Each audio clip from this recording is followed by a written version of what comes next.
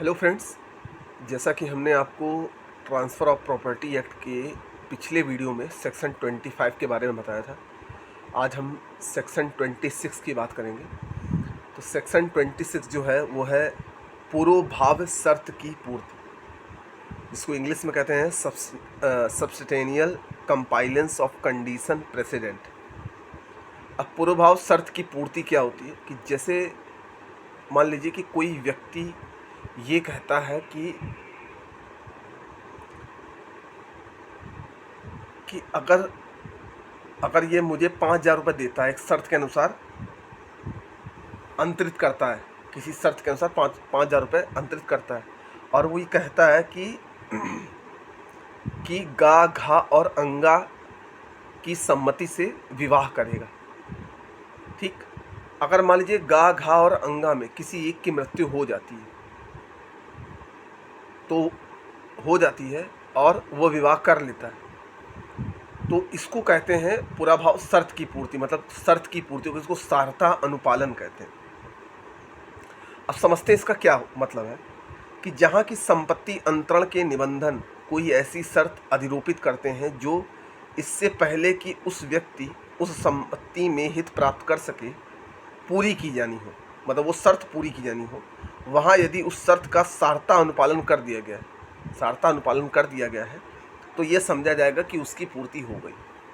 जैसे एग्जांपल मैंने आपको बताया कि ए 5,000 रुपये बी को इस शर्त पर ट्रांसफ़र करता है कि वह बी, सी और डी की सहमति से विवाह करेगा। डी की मृत्यु हो जाती है, बी और सी की सहमति से खा विवाह कर लेता है, तो यह समझा जाएगा कि खा ने शर्त पूरी कर दी है, और ये जो शर्त है इसको सारता अनुपालन कहते हैं। मतलब ये शर्त का पूरा होना तब नहीं माना जाएगा जब तीनों जीवित होते हैं।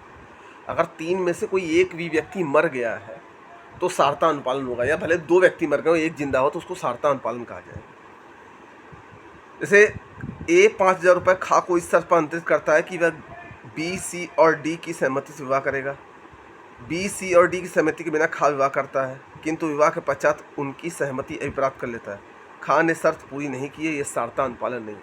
मतलब पहले मना करता है फिर बाद में करता है, तो जब उसने पहले ही मना कर दिया तो ये सारता अनुपालन नहीं। अब ये जो सब्सटेनियल कंपाइलेंस है, मतलब सारता अनुपालन है, ये क्या है?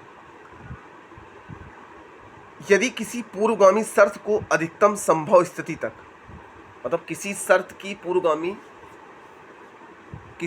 पूर्वगामी शर्त की कंडीशन को अगर अधिकतम क्वांटिटी तक पूरी कर दिया जाए, मतलब जैसे 100 में 95 या 96% तक अगर पूरा कर लिया जाए तो उस शर्त को सारता अनुपालन कहते हैं। पूरा कर लिया जाता है तो उसे पूर्ण अनुपालन मान लिया जाएगा। पूर्वगामी शर्त का अक्षरशः मतलब स्ट्रिक्ट कंपाइलेशन पूरा करना आवश्यक नहीं है कि पूरी तरह से हो। आ को बा ने एक मकान का अंतरण इस शर्त पे दिया कि कब्जा लेने के पूर्व वह सा, दा, धा तथा ना की अनुमति से विवाह कर ले। इस स्थान पर उसको किसी संपत्ति में कब्जा लेने के लिए कह रहा है। अंतरण के बाद परंतु कब्जा लेने के पहले सा की मृत्यु हो जाती है, आ ने दा, धा तथा ना की सहमति से विवाह कर लिया, इसे सारता अनुपालन कहेंगे।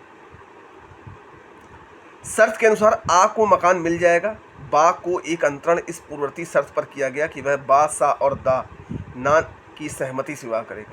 आ के विवाह के समय बा तथा सा ने लिखित सहमति दी, दा ने शादी के पूर्व उसे बधाइयाँ भेजी, ना को भी सूचना भेजी गई और उसे कोई ऐतराज नहीं भेजा, तो इसको सारता अनुपालन कहते हैं। अब इसका मापदंड क्या है?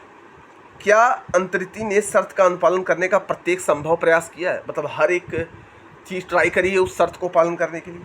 क्या शर्त के अनुपालन के लिए किए गए यथार्थ प्रयास संपूर्ण शर्त से अंतरणकर्ता के निहित आशय की यथाशक्ति पूरी कर सकते हैं? मतलब जो शर्त उसने पूरी की है उसकी मैक्सिमम लिमिटेशन को उसने कंप्लीट किया है।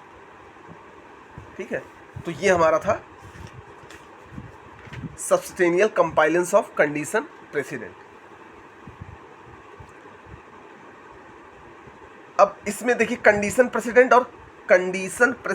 और कंडीशन सबसिक्वेंट, मतलब पूर्ववर्ती हित और पश्चावर्ती उत्तर भाव।